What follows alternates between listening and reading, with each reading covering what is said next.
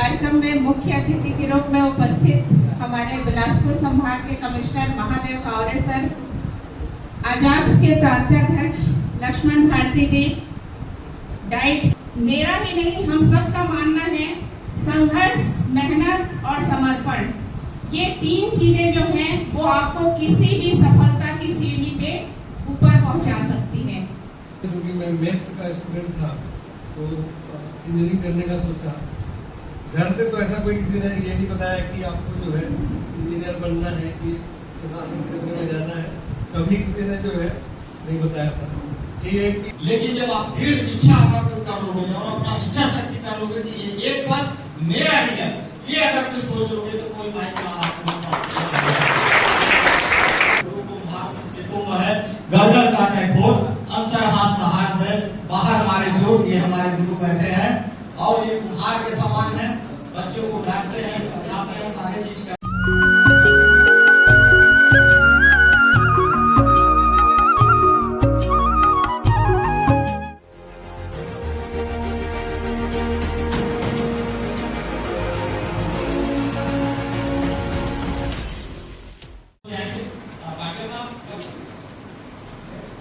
Next month Mungeli में भी लगभग 100 बच्चे का कोचिंग के लिए सारी व्यवस्था भी देख लिए हैं और मुंगेली जिला ने भी हमें बहुत मदद किया है कि सर आपके कोचिंग से हमें बहुत लाभ मिल रहा है, हम देख रहे हैं सोशल मीडिया के माध्यम से, तो हमारे मुंगेली जिला में भी आप चालू करिए करके।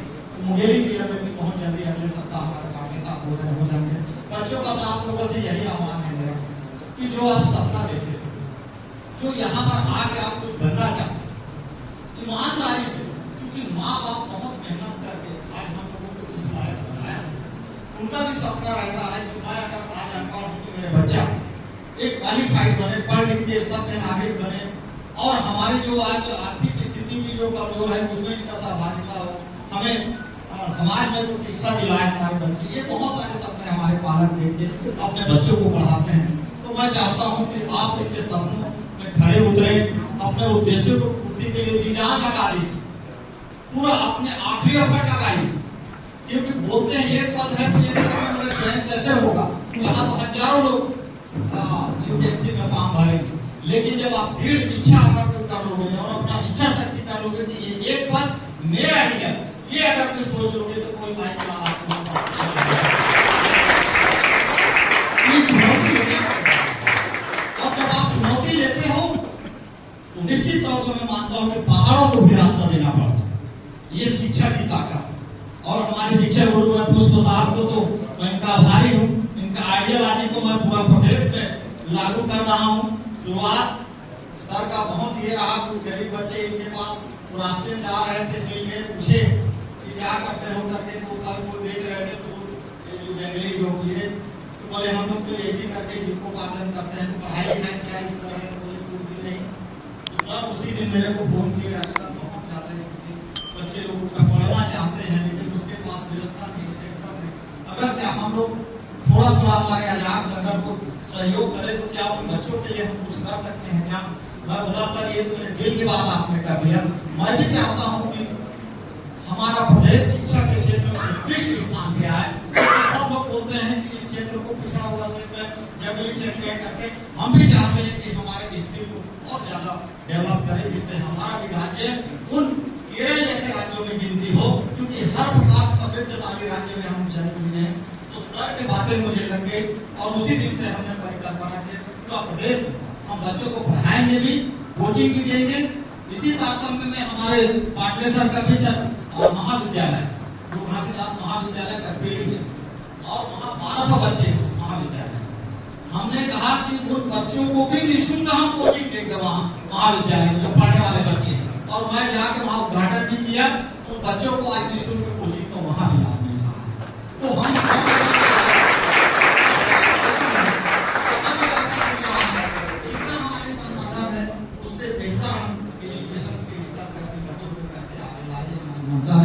मैं बहुत बहुत धन्यवाद देता हूँ कलेक्टर मैडम को।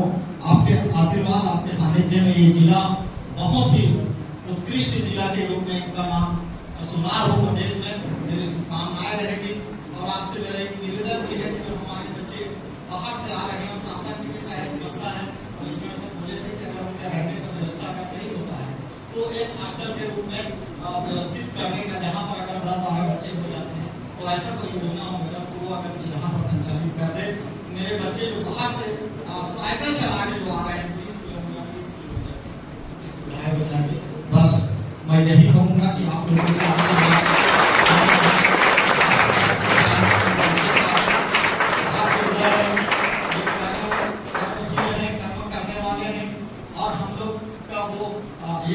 सिद्धांत है कि संघर्ष में हम लोग पीछे नहीं रहते हैं और गुरु और शिष्य की परंपरा है।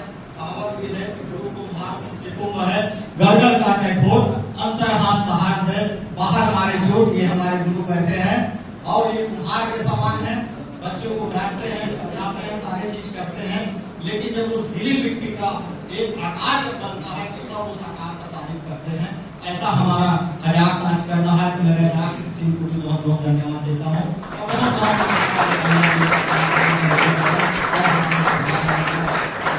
साहब का मैं क्या तारीफ करूं, सबने अपने जिंदगी में जो संघर्ष किया उसी का परिणाम है कि हम उनसे सीखते, वो हमें सिखाते हैं और ये हमारा एक जीता जागता यूनिवर्सिटी है।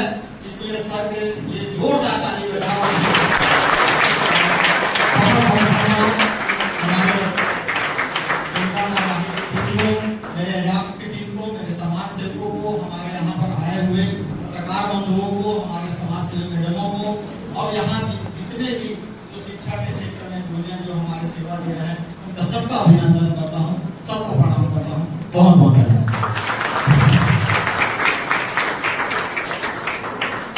बहुत बहुत धन्यवाद आपके प्रेरक संबोधन के लिए।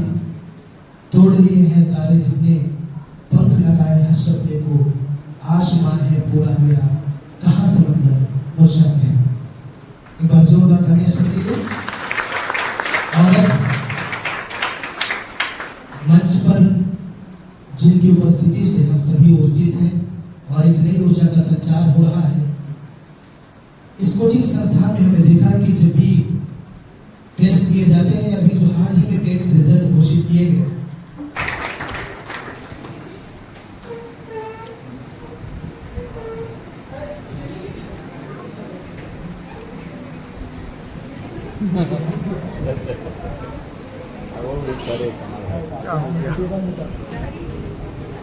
आज के इस कार्यक्रम में मुख्य अतिथि के रूप में उपस्थित हमारे बिलासपुर संभाग के कमिश्नर महादेव कावरे सर, अजाक्स के प्रांताध्यक्ष लक्ष्मण भारती जी, डाइट के प्राचार्य पुष्प जी, हमारे पीडी कौशल साहब, दोनों एसडीएम, डिप्टी कलेक्टर मैडम बैठी हुई है, ऋचा चंद्राकर, पीछे हैं जिला शिक्षा अधिकारी जी और डाइट के समस्त स्टाफ और अधिकारीगण, प्यारे बच्चों। ये संस्था के बारे में मैंने सुना था कि यहाँ पे बच्चों को कोचिंग दिया जा रहा है और मुझे लगता है हमारे बहुत सारे जिलाधिकारी भी इस संस्थान से जुड़े हुए हैं। और आज मुझे कमिश्नर सर के सानिध्य में यहाँ आने का अवसर प्राप्त हुआ। बहुत अच्छा लग रहा है यहाँ आप लोगों के बीच में आके। एक सराहनीय और बेहतरीन कार्य जो है वो इस संस्था के द्वारा किया जा रहा है। थोड़ा सा प्रयास हम लोग भी कर रहे हैं, जिला प्रशासन भी शिक्षा की गुणवत्ता को लेके थोड़ा सा चिंतित था, क्योंकि 10वीं और 12वीं का जो परीक्षा परिणाम आया वो थोड़ा सा हमारे जिले के लिए निराशाजनक रहा। और जब हम स्कूल में विजिट करते हैं, आज भी कमिश्नर सर के साथ हम लोग 2-3 स्कूल विजिट किए, तो स्कूल के बच्चों को देख के ऐसे लगता है कि केवल किताबी ज्ञान बच्चों को दिया जा रहा है। व्यावहारिक जो बातें हैं या प्रतियोगी परीक्षा की तैयारी के हिसाब से बच्चों को वैसी शिक्षा नहीं दी जा रही है। बहुत सारे हॉस्टल्स का भी मैं निरीक्षण करती हूँ, तो हमने भी जिला प्रशासन ने एक प्रयास शुरू किया है। अगस्त माह से जितने भी हमारे 10 पोस्ट मैट्रिक छात्रावास हैं, वहाँ पे इन हाउस कोचिंग की हमने व्यवस्था की है, जहाँ पे 5 से 6 बजे के बीच 1 घंटे, इसमें हमने कोई शासकीय फंड का उपयोग नहीं किया है। हमारे जो शिक्षा विभाग के टीचर्स हैं उन्हीं के सहयोग से हम ये इन हाउस कोचिंग की व्यवस्था संचालित कर रहे हैं, जिसको हमने नाम दिया है सारथी द कंपेनियन फॉर सक्सेस। और ये कक्षा जो है केवल हम 4 विषयों की कक्षाएं वहां पे संचालित कर रहे हैं। जब स्कूलों में मैं जाती थी तो मैंने देखा कि हमारे बच्चे जो हैं अपने आसपास के बारे में नहीं जानते हैं कि जिला स्तर पे क्या हो रहा है, राज्य स्तर पे क्या होता है, नेशनल स्तर पे क्या होता है, इंटरनेशनल स्तर पे।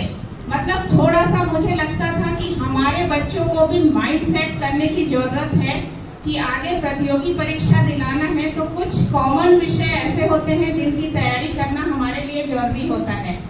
तो 4 विषयों की कोचिंग कक्षाएं हमारे यहाँ संचालित हो रही है। एक तो रीजनिंग, आप लोग बेहतर समझेंगे क्योंकि कोचिंग संस्थान से आप लोग जुड़े हुए हैं। दूसरा है सामान्य ज्ञान, तीसरा है इंग्लिश। मुझे लगता है कि बेसिक इंग्लिश की जानकारी तो हम सबको होनी चाहिए क्योंकि हर प्रतियोगी परीक्षा में ये कॉमन सब्जेक्ट होता है। और चौथा सब्जेक्ट जो है साइंस। उसके बाद 5वें दिन जो है हमारे जिला स्तरीय अधिकारी उन संस्थानों में जाते हैं, 1 घंटे की मोटिवेशनल क्लासेस देते हैं कि भाई जिला स्तर के अधिकारी हैं, वो यहाँ तक पहुँचे हैं तो कहीं ना कहीं उन्होंने संघर्ष किया होगा, मेहनत किया होगा। जैसे कमिश्नर सर अभी अपने उद्बोधन में बताएंगे कि वो इस मकाम तक जो पहुँचे हैं उन्होंने अपने संघर्ष की शुरुआत कैसे की। और 6वें दिन जो है हम 20 नंबर का ऑब्जेक्टिव प्रश्न बच्चों का स्तर जानने के लिए परीक्षा लेते हैं। तो ये एक हमारा प्रयास है बच्चों को सही दिशा, सही तैयारी का एक लक्ष्य देने के लिए। आप सबने भी अपने आगे क्या करना है ये लक्ष्य निर्धारित किया होगा। और मेरा ही नहीं, हम सबका मानना है संघर्ष, मेहनत और समर्पण, ये 3 चीजें जो हैं वो आपको किसी भी सफलता की सीढ़ी पे ऊपर पहुंचा सकती है। तो आप सब तैयारी कर रहे हैं, बहुत अच्छे से तैयारी कीजिए। आपके माता पिता ने जो सपना देखा है, आपने जो सपना देखा है, वो सपना जरूर पूरा होगा। थोड़े से मेहनत की जरूरत होगी, थोड़ा सा समर्पण चाहिए। किसी भी प्रतियोगी परीक्षा की तैयारी के लिए ये 2 बातें बहुत महत्वपूर्ण होती है कि जब आपने लक्ष्य डिसाइड किया है तो आपको पता होना चाहिए कि उस लक्ष्य की प्राप्ति के लिए हमको क्या करना है। तो आप सभी को मेरी बहुत बहुत शुभकामनाएं। Thank you.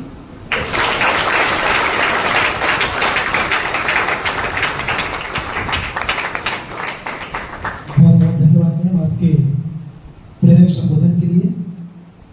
और अब मैं बिना किसी विलंब के जिनका इंतजार हमारे सभी बच्चे जब से वो सुने कि हमारे बीच माननीय उपस्थित होने वाले हैं, खिले हुए चेहरे थे और धैर्य टूट रहा था कि कब आएंगे, लेकिन इंतजार बस उन्हीं का हो रहा था।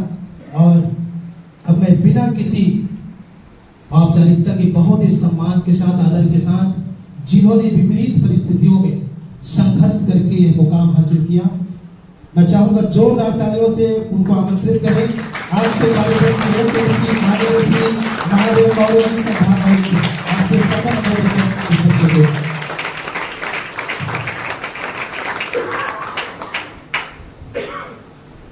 पिंडरा मरवाही में आज इस कार्यक्रम में उपस्थित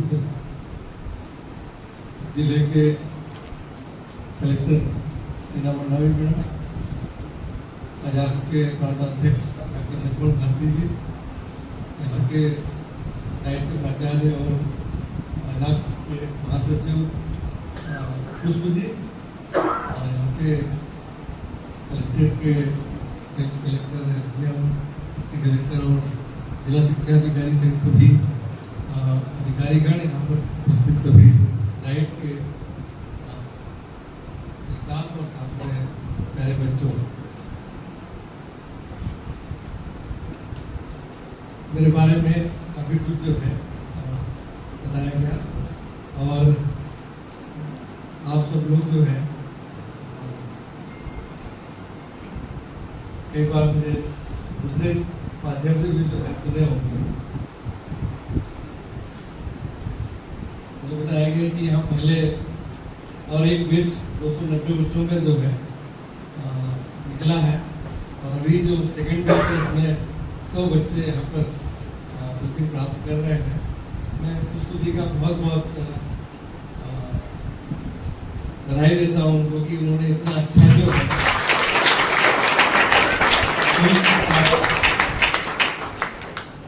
जीपीएम जैसे दूरस्थ क्षेत्र में जो है इतना अच्छा सोचा और इतना अच्छा जो है शुरुआत किया।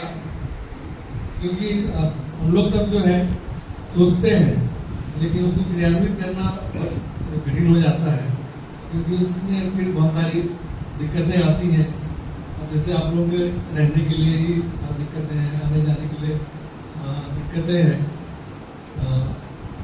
और फिर टीचर्स की भी जो है समस्या होगी।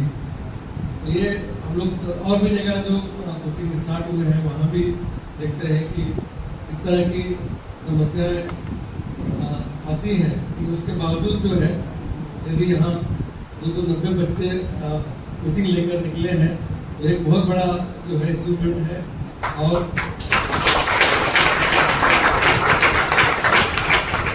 इसमें 290 में कुछ बच्चे जो है हो सकता है आगे प्रतियोगिता परीक्षाओं में जो बहुत अच्छे मुकाम में पहुंचे। आप लोग भी जो है एक अच्छा मुकाम हासिल करो, इसके लिए भी मेरी शुभकामनाएं रहेंगी। मेहनत आप ही को करना पड़ेगा, क्योंकि ये केवल एक यहाँ से आपको कोचिंग देने का एक माध्यम रहेगा, लेकिन मेहनत जो है आप ही को करना है, लक्ष्य आप ही को बनाना है। हम लोगों ने भी यहाँ जितने लोग यहाँ उपस्थित हैं सब जो है मेहनत करके ही इस मुकाम तक पहुँचे हैं, और सबके साथ कुछ ना कुछ जो है दिक्कतें रही हैं, आर्थिक दिक्कतें रही हैं। तो गांव में बिजली नहीं थी उस समय, जिस समय सबका एजुकेशन हुआ है। मेरा भी जब मैं हायर सेकेंडरी में आया तब कहीं जाकर गांव में बिजली आई।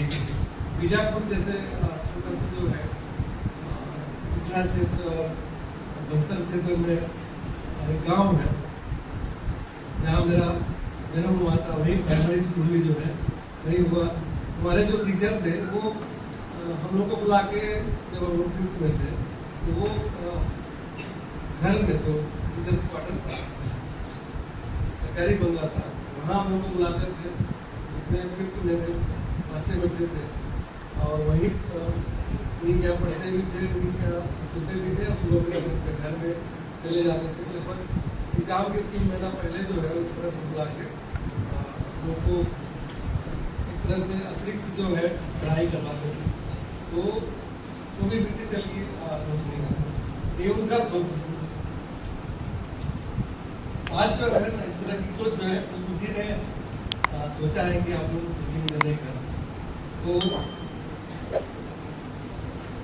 उनको पता नहीं कहाँ से मतलब इस तरह से सोच आया कि बच्चों को बुलाया जाए, उनको अतिरिक्त जो है शिक्षा दी जाए।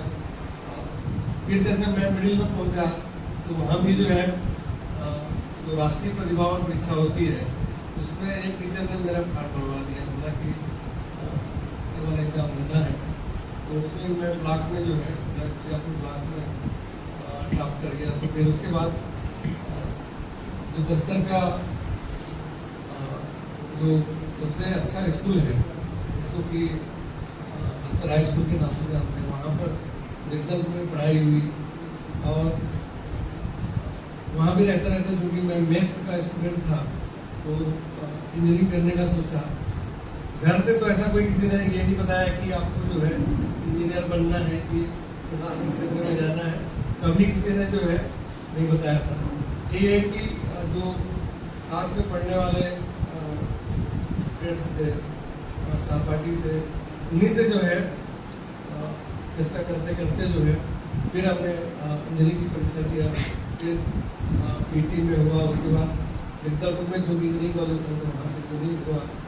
इंजीनियरिंग करने के बाद भी उस समय भी सोच सकते हैं कि 1989 की बात है, हालांकि जॉब मिल जाता, लेकिन चूँकि हायर एजुकेशन के लिए गेट का एग्ज़ाम दिया था मैंने, तो फिर एमटेक करने के लिए मैं दिल्ली चला गया।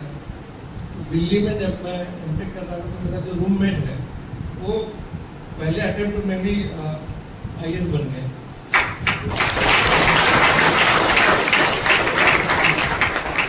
उसके बाद जो है मैं सोचा कि मेरे को भी जो है IAS एग्जाम देना चाहिए, मुझे भी प्रशासनिक क्षेत्र में जाना चाहिए। उसके पहले कभी मन में नहीं आया था या घर तरफ से, क्योंकि घर में भी कोई बताने वाले नहीं थे, घर में भी कोई जो है इस तरह से लक्ष्य निर्धारित करके आपको चलना है नहीं बताने वाले थे। लेकिन आज आप लोगों को जो है बहुत चीज़ें बताई जा रही हैं, टेक्नोलॉजी इतना विकसित कर गया है। जब हम लोग कॉलेज पढ़ के निकले तब के जो है मोबाइल आया, उसके पहले मोबाइल भी नहीं था। तो आप लोगों के साथ में तो बहुत सारी नई चीज़ें हैं, आपके टेक्नोलॉजी भी उपलब्ध है, आपको बुकिंग की सुविधा भी उपलब्ध है। आप लोग जो है ज़्यादा बड़ा मुकाम जो है लेके चलिए, आप जो है जरूर अचीव करेंगे, क्योंकि जो मुकाम लेके चलता है वो जरूर एक न एक दिन सक्सेस होता है। यदि आप IAS IPS का लक्ष्य लेके चलेंगे तो यदि IAS IPS नहीं बन पाए तो कम से कम जो है डिप्टी कलेक्टर बनेंगे। यहाँ पर जो डिप्टी कलेक्टर साहब लोग हैं वो भी आगे IAS बनेंगे, मैडम भी डिप्टी कलेक्टर से IAS बनी, मैं भी डिप्टी कलेक्टर से IAS बना। तो आप लोग भी जो है बड़ा लक्ष्य लेके चलो। आपको यहाँ पर कोचिंग के रूप में जो चीज़ आप लक्ष्य लेके चल रहे हो, उसका जो भी आपको सुविधा की जरूरत है, जो भी आवश्यकता है वो यहाँ बता सकते हैं। यहाँ पर प्रशासन जो है आप लोगों को मदद करेगा। हम लोगों ने वहाँ पर जो है क्लासरूम है, वहाँ लोगों ने बोला कि एक ऐसा माध्यम चाहिए जिससे कि हम जो है ऑनलाइन चीज़ें पढ़ सकें। तो वहाँ एक जो है LCD TV जो है वो मेरी माता जी के नाम पर जो है वो लगा है। ऑनलाइन जो कोचिंग है वो सुविधा मिल रही है, क्योंकि बहुत सारी चीज़ें आज जो है हम लोग देखते हैं कि जो चीज़ दिल्ली में उपलब्ध है, जो विदेश में उपलब्ध है, चाहे तो उसका भी हम लोग ऑनलाइन जो है यहाँ पर पढ़ा सकते हैं, आप लोग को उस चीज़ को एक्सप्लेन कर सकते हैं। टेक्नोलॉजी का मिसयूज नहीं होना चाहिए। यदि आप मोबाइल का जो है मिसयूज करेंगे, टेक्नोलॉजी का मिसयूज करेंगे तो वो गलत बात है, क्योंकि आपका टाइम भी जाया करेगा और आप जो चाहते हैं उसको अचीव नहीं कर पाएंगे। तो सदुपयोग करें, उस टेक्नोलॉजी का सदुपयोग करें और मिसयूज ना करें, क्योंकि बहुत से बच्चे जो है मोबाइल के चलते जो है बिगड़ भी जाते हैं। आप लोग क्योंकि ऑलरेडी ग्रेजुएट, मुझे लगता है कि बहुत सारे लोग ग्रेजुएशन करके जो है यहाँ तक आए हैं, यहाँ पर कोचिंग लेने के लिए आए हैं, तो आप ऑलरेडी कुछ ना कुछ अपने मन में लक्ष्य जो है निर्धारित किए हो, तभी आप इस कोचिंग में आए हो। बहुत से जो है लोग अभी जैसे नीट में इतना ज़्यादा कंपटीशन हो गया, JEE में इतना ज़्यादा कंपटीशन हो गया, तो वो इसके लिए भी कोचिंग की आवश्यकता पड़ेगी। रायपुर में जैसे नीट और JEE के कितने इंस्टीट्यूट हैं, आपके बिलासपुर में देखें तो कितने सारे कोचिंग इंस्टीट्यूट हैं। तो ये चीज़ें हम लोग का नीट और JEE के लिए भी जो है बहुत से ऐसे बच्चे जो नीडी हैं लेकिन वहाँ तक नहीं पहुँच पा रहे, जो लोग रायपुर नहीं जा पा रहे, बिलासपुर नहीं जा पा रहे, उनको यहाँ पर डेवलपमेंट वाई में हम लोग यदि वो सुविधा दे रहे हैं, एक बहुत अच्छी चीज़ जो है होगी। और आप लोग भी जो है इसको अपने गाँव में, अपने क्षेत्र में बताएं कि बच्चों को जो है जो फाउंडेशन है उनका शुरुआत है। जैसे अभी हम लोग स्कूलों में जाके देखते हैं, जैसे मैडम ने बताया कि हॉस्टल में भी एक घंटा जो है सभी अधिकारी लोग जो समय दे रहे हैं, वहाँ भी कोचिंग की सुविधा दे रहे हैं। तो स्कूल में जैसे हम लोग देखते हैं तो वहाँ स्थिति उतनी अच्छी नहीं है। तो आप लोग अपने क्षेत्र के बच्चों को बताएं कि जो है आपका फाउंडेशन बहुत अच्छा होना चाहिए। आपको स्टार्ट जो है बहुत 10वीं 11वीं 12वीं लेवल से ही जो है आपको मजबूत करना पड़ेगा, तभी जो है आपका आगे जो है आप कंपटीशन में इतना ज़्यादा बढ़ गया है। यदि हम लोग 30 साल पहले की सोचें, उस समय का कंपटीशन और आज का जो कंपटीशन, अब कंपटीशन बहुत ज़्यादा बढ़ गया है। और आप लोगों को मेंटली भी मजबूत रहना पड़ेगा, क्योंकि जब कंपटीशन ज़्यादा होता है तो दबाव भी जो है आपको पड़ता है। क्योंकि आप पता चला एक बार असफल होते हो, 2 बार असफल होते हो, 3 बार असफल होते हो। हम लोग भी कई जो है असफलताओं को जो है झेल के यहाँ तक पहुंचे हैं। और इन सब के पीछे जो है, यदि बाबा साहब का संविधान नहीं होता, आरक्षण की सुविधा नहीं मिलती, आप लोग हॉस्टल में रह के पढ़ते नहीं, शिष्यवृत्ति नहीं मिलता, छात्रवृत्ति नहीं मिलता, तो शायद नहीं होता। और आप लोग को भी जो है ना ये सब चीजें जो है ना, हम लोग ने भी देखा है, आप लोगों ने भी इसको महसूस किया। तो मैं चाहता हूँ कि जब इस लेवल पे आप लोग पहुंचे तो जरूर बड़ा लक्ष्य अचीव करने में जो है, यदि किसी तरह की कोई सुविधा चाहिए तो हम लोग जो है ना ट्रेड टू सोसाइटी में ये चीज़ करना चाहते हैं। क्योंकि जो चीज़ हमने अचीव किया है, यदि कुछ चीज़ उसमें से कुछ परसेंट यदि हमने सोसाइटी को वापस लौटाया तो एक बड़ा जो है हम लोग को भी सुकून मिलेगा कि हमने कुछ जो है समाज के लिए किया, हमने कुछ जो है आप लोगों के लिए किया। ये सभी लोग हम लोग करना चाहते हैं, और आप लोग आगे आइए, आप ही लोग मेहनत करना है, आप ही को लक्ष्य बनाना है। और यहाँ के लिए मैं आप लोगों को बहुत बहुत शुभकामनाएं देता हूँ। और पुष्प जी ने जो है बीड़ा उठाया है, सब जो है पूरे राज्य में ये फैले, इसके लिए भी मैं जो है राय देता हूँ। और डॉक्टर भारती जी जो है बहुत से जगह इस तरह का और भी कोचिंग इंस्टीट्यूट जो है शुरुआत कर रहे हैं। जैसे बिलासपुर में शुरुआत ऑलरेडी हो चुकी है, मुंगेली की शुरुआत जल्दी अगले महीने होने जा रहा है। तो राज्य के अन्य जिलों में भी जो है हम लोग प्रयास कर रहे हैं। भिलाई एक बड़ा एजुकेशन हब है, वहाँ भी जो है सोचा जा रहा है। मैं पुनः जो है इस कार्यक्रम के लिए और आप लोगों को जो यहाँ पर शिक्षा दी उसके लिए बहुत बहुत आप लोगों को मैं शुभकामनाएं देता हूँ, बधाई देता हूँ।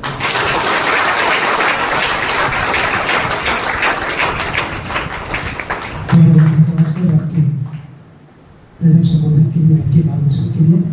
निश्चित ही आपका संपूर्ण जीवन हम सब के लिए प्रेरणादायी है। एक बार जोरदार तालियां सबके लिए।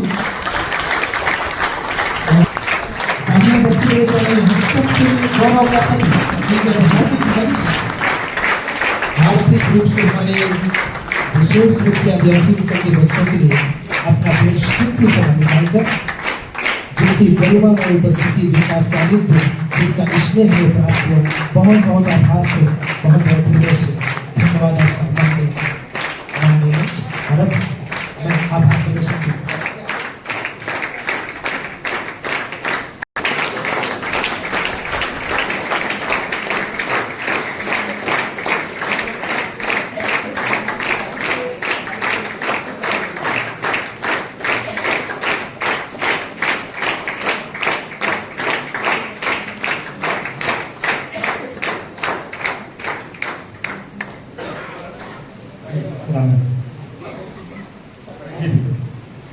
इससे पहले कि हम आभार व्यक्त करें माननीय अतिथियों का, आप सबसे आग्रह है कि आप अपने स्थान पर खड़े हो जाएं। और शायद एक ऐसा शब्द सुने होंगे, उल्लास। अभी जो योजनाएं चल रही है उन योजनाओं में ये साक्षरता संबंधित एक योजना है, केंद्र प्रवर्तित योजना है Ullas, understanding of life long learning for all in society. ये उल्लास का फुल फॉर्म है। और इसका मतलब ये है कि जीवन पर्यंत सभी व्यक्तियों में, समाज के भीतर सभी व्यक्तियों में सीखने और पढ़ने की समझ विकसित करने के लिए योजना लाई गई है। जो असाक्षर हैं, जो जिनको पढ़ना लिखना नहीं आता है, उन्हें साक्षर बनाना है, और ये योजना चल रही है। और ये उल्लास का शपथ हम इसलिए कराते हैं क्योंकि हम सब इसके भूमिका में हैं।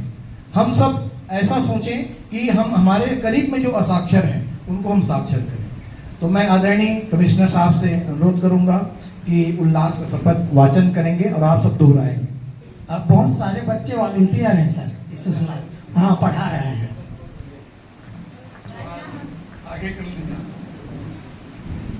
मैं यह प्रतिज्ञा लेता हूँ कि मैं उल्लास नव भारत साक्षरता कार्यक्रम से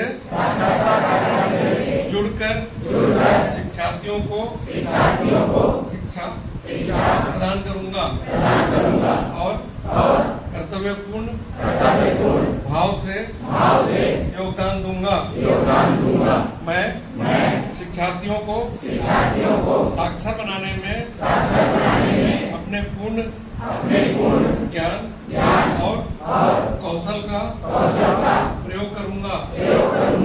मैं लोगों को साक्षर बनाने के लिए प्रेरित करूंगा और मेरा यह निरंतर प्रयास रहेगा कि देश का जन जन बने साक्षर।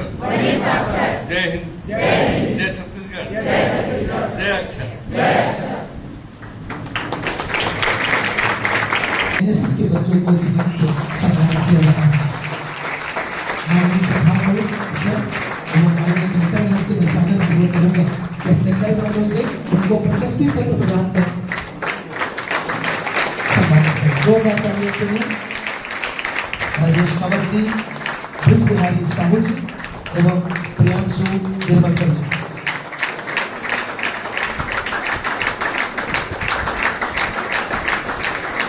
बहुत बहुत धन्यवाद और आभार प्रदर्शन के लिए मैं पार्टी सर को आमंत्रित करूँ।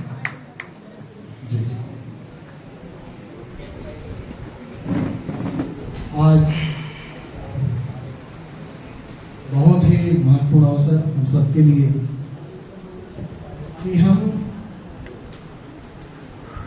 ऐसे दिवस का अनुभव कर रहे हैं जो सिर्फ कल्पना कर सकते थे और ऐसा लगता था कि शायद ये अवसर नहीं आएगा, लेकिन हमारे संभागायुक्त माननीय कावरे साहब जब से पदभार ग्रहण किए हैं, वो शिक्षा के क्षेत्र में हमेशा उनकी कल्पना, उनकी सोच, वो स्कूलों को विजिट करते हैं, छात्रावास में जाते हैं, कोचिंग सेंटर में जाते हैं, बच्चों की स्थिति को देखते हैं।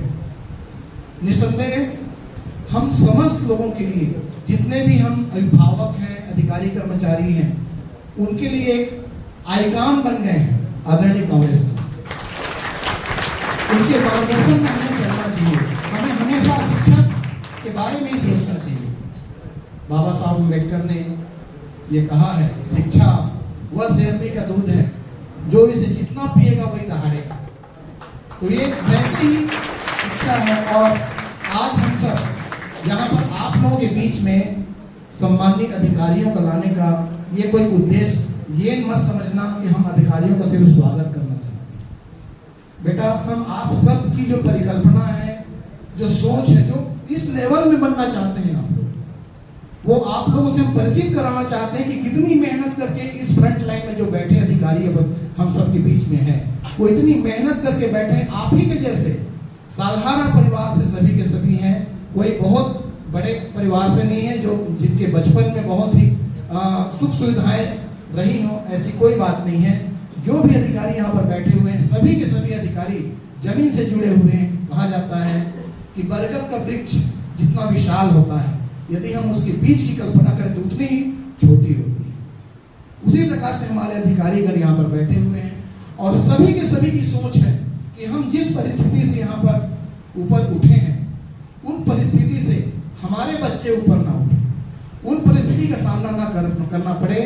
हम पे बैक टू सोसाइटी के तहत उन बच्चों के लिए कुछ करें। ये जितने भी हमारे मंच में बैठे हुए हमारे अधिकारी आदरणीय कलेक्टर मैडम हैं, उनका विचार मैंने यहाँ पर सुना कि सारथी योजना के तहत छात्रावासों ने जो उन्होंने एक अभिनव प्रयोग उन्होंने किया है, कोचिंग देने का प्रयोग यहाँ पर चल रहा है। ये बहुत ही एक तरह से हमारे अनुसूचित जाति जनजाति वर्ग के जो छात्रावास यहाँ पर है, उनके बच्चों के लिए, अभिभावकों के लिए बहुत बड़े प्रेरणादायी होगा और आगे चल करके बहुत एक विशाल एक रूप लेगा अपने मंजिल को प्राप्त करने के लिए। हमारे अजाक्स के बारे में मैं बताना चाहूँगा, डॉक्टर भारती जी हमेशा कल्पना करते हैं, हमेशा शिक्षा के बारे में ही सोचते रहते हैं।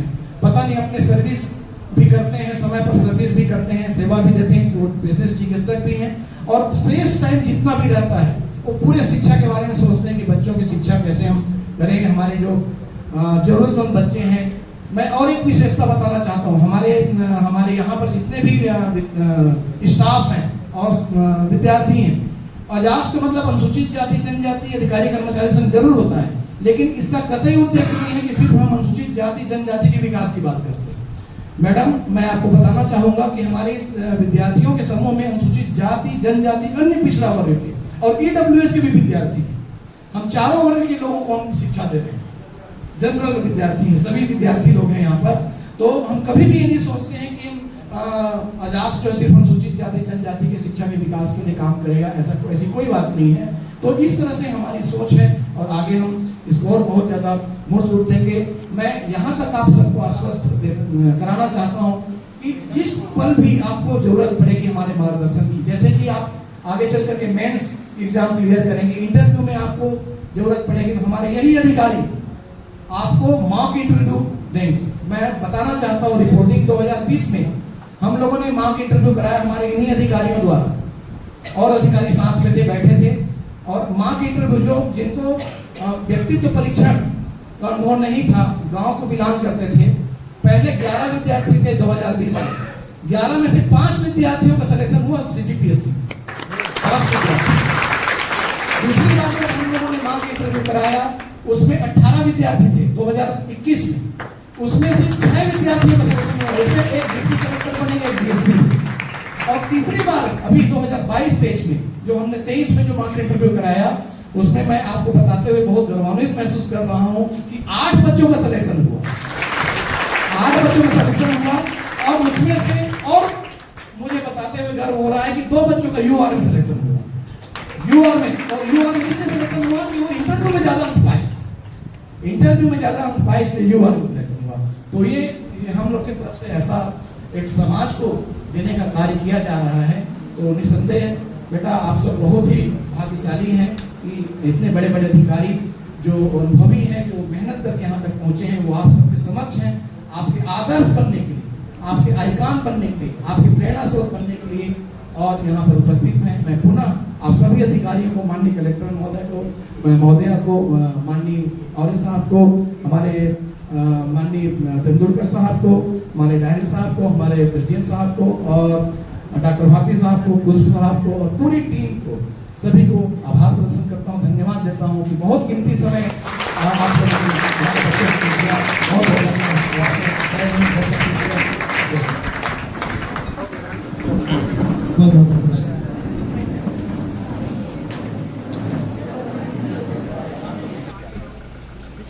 थोड़ा सा सर आ जाइए सामने।